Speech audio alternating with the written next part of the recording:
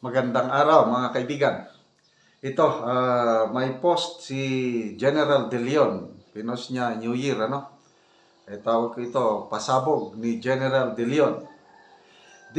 Sabi niya, this is the same story I get from people who are about to retire.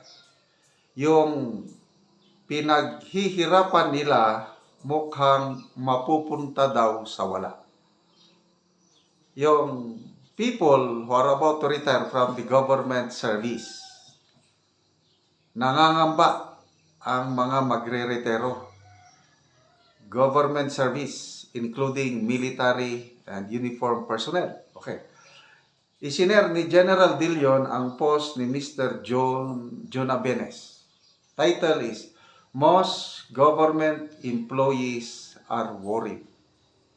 Bakit nangangamba ang mga empleyado ng gobyerno, lalo na itong malapit ng mag-retiro? Okay. Ito ang experience ni John Abenes na the same experience ni General De Leon, yung mga nakakausap nila. So ito, malaman natin. I recently had a long talk with a very close friend about politics, sabi ni John Abenes. He said most government employees across the country are worried that Marcos Jr. will stay until 2028. I asked him why. Okay? So, habang tumatagal ang administrasyong ito, worried itong nakausap ni John Abenes. Anong reason? He said, talks inside government offices are centered on how Marcos Jr. and Tambi is systematically siphoning and stealing the funds of SSS, PhilHealth, GSIS, DBP, Land Bank, and recently, Philippine Deposit Insurance Corporation. If the trend continues, their retirement funds in GSIS will be gone before they retire. Okay, so ito na ngayon. I think 62 billion ang kinuha sa SSS ba? Basta, lahat itong mga ensya kinunan ng surplus funds. Ang pagkakaintindi ko, parang nilagay lahat sa Maharlika Investment Fund, something like that. Basta lahat ng excess o surplus, kinukuha ng National Treasury. Sabi ni John Abenes, I felt like a brick hit me in the head. Every government employee have reasons to worry. Imagine working for 30 years or more in the government and paying for your pension fund to GSIS only to retire when GSIS funds are all gone. As we speak, ito na, yung mga nakuhang pondo. The 250 billion pesos of Maharlika Fund taken from, ito na, GSIS, SSS, Land Bank, and DBP are still nowhere to be found. So, initial capital lang pala ng Maharlika Investment Fund, yung 75 billion. Galing sa Land Bank and DBP, na mismo ang International Monetary Fund nag-advise na sa Philippine government na as much possible ibalik na para sa financial stability ng dalawang bangko. So, first time ito nangyari na ang IMF nakialam na sa fiscal management sa ating bansa. So, hindi lang Land Bank at DBP ang kinunan ng pondo, pati na rin ang GSIS, SSS, Land Bank, ayan, 4. Kasi ang original nilang intent noon, GSIS and SSS. Nagreklamo ang taong bayan, hindi natuloy. So, doon sila kumuha ng Land Bank at saka DBP. Ngayon, tinuloy pa rin nila yung plano noon. So, 250 billion pesos na ang pundo ng Maharlika Investment Fund. Ang tanong, nasaan na yung 250 billion?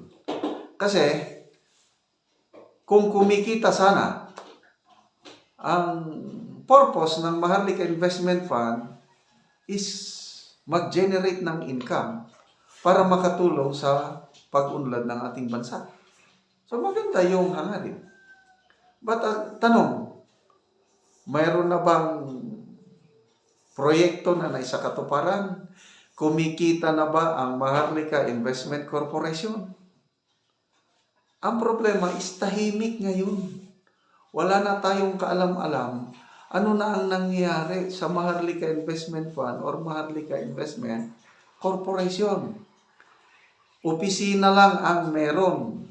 Logo lang ang meron. Sweldo, yun. Gumagana po ang sweldo ng mga executives ng Maharlika Investment Corporation. How much? Nako, millions. Kasing taas daw, mas mataas pa sa sweldo ng mga executives ng Bangko Sentral. Gumagastos po ang taong bayan para sa Maharlika Investment Corporation. Okay lang sana kung kumikita na. Kung nalulugi na, nasaan na yung mga pondo? Kaya hindi mo talaga masisi ang mga government employees ngayon, including military and uniformed personnel, kasi apektado ang kanilang retirement. O yung pension ng government employees, nabawasan for 2025, ilang billion ba yun? 87 billion, ang laki. So, okay, so, by all indication, sabi ni John Abines, tuloy kong basahin na, Marcos Jr. and Tambi have no plans of slowing down. So, medyo mga akusasyon niya na ito. For the year 2025 budget of 6.35 trillion, bigger budget deficit is expected. The chances of Marcos Jr. siphoning all available funds from government-owned and controlled corporations like SSS, GSIS, PhilHealth, DBP, and Land Bank is very high. The gold reserves in the Bangko Sentral are also expected to begin by 2028. Looking at all the trends, Philippines will be bankrupt before 2028 under Marcos Jr. and the economy is on a continuous dive.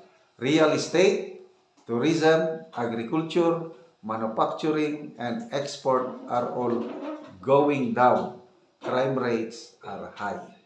So, ito ang pananaw ni John Abines. Mag-comment kayo kung agree kayo. Speaking of tourism, napakaganda ang ating bansa. Bakit hanggang ngayon hindi pa umaabot, hindi pa natin na-attend yung tourist arrival before pandemic? Ang daming tourist arrival natin noong 2019. If I'm not mistaken, mga more than 9 million or 10 million tourist, foreign tourist arrival noong 2019. Dahil sa dami ng mga Chinese tourist. Kaya malaki ang kita natin noon. Magandang ating ekonomiya. Dahil sa pandemic, bumaba ang turismo. Ngayon, bumabalik na pataas. Tayo na lang sa ASEAN ang hindi pa na nare-revive ng gusto ang ating tourism. For 2024, hindi na-meet yung tourism target, yung tourist arrival, foreign tourist arrival na 7.7 million, hindi naabot. Tinalo pa tayo ng Cambodia. So, tumataas ang presyo ng mga bilihin. 2025, pag-upo ng Trump administration, expected tataas ang inflation. tataas ang presyo ng bilihin dahil lalakas ang dolyar, hihina ang peso. So, yun po ang mga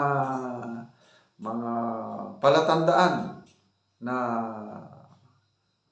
nangyayari sa ating bansa na magbibigay ng worry, hindi lang mga government employees na magre-retire, kundi pang ordinary Filipinos na rin. Yung survey ng SWS, tumaas yung bilang ng mga Pilipino, the highest level since 2008-2009, nung nagkaroon ng global food crisis, na